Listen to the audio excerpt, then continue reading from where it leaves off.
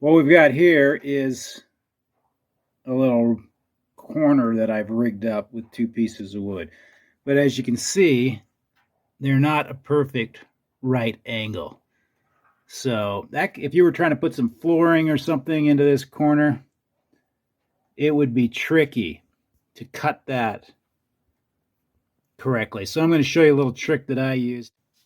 All right, to make a template that matches this corner here, the angles formed by this corner, get yourself a piece of heavy paper with at least one nice straight edge.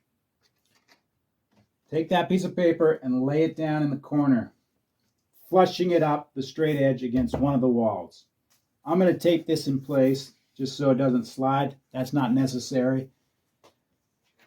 And then get yourself a washer and a pencil.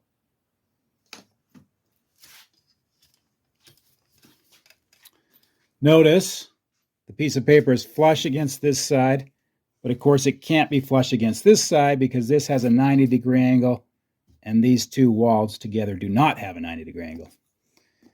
Set your washer down in the corner and flush it up against the side that isn't square or the paper's not touching.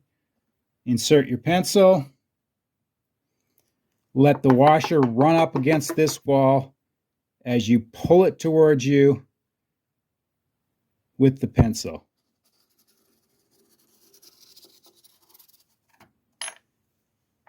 Ta-da! You can extend this line right up to this edge, and then you'll have a perfect template that matches the angles formed by these two pieces. And then if you're installing some flooring or something, you'd cut this edge off along that line, lay your template down on your flooring, mark it, cut it, and then it would fit just perfectly in here. The same principles would apply if this angle was less than 90 degrees. You could cut it off at some arbitrary angle, less than what's here. Have yourself a little bit of a gap. Scribe the line. Thanks for watching. I hope you enjoyed this video. If you liked it, please like and subscribe. And don't forget to check out some of my other cool videos listed right here. Have a great day.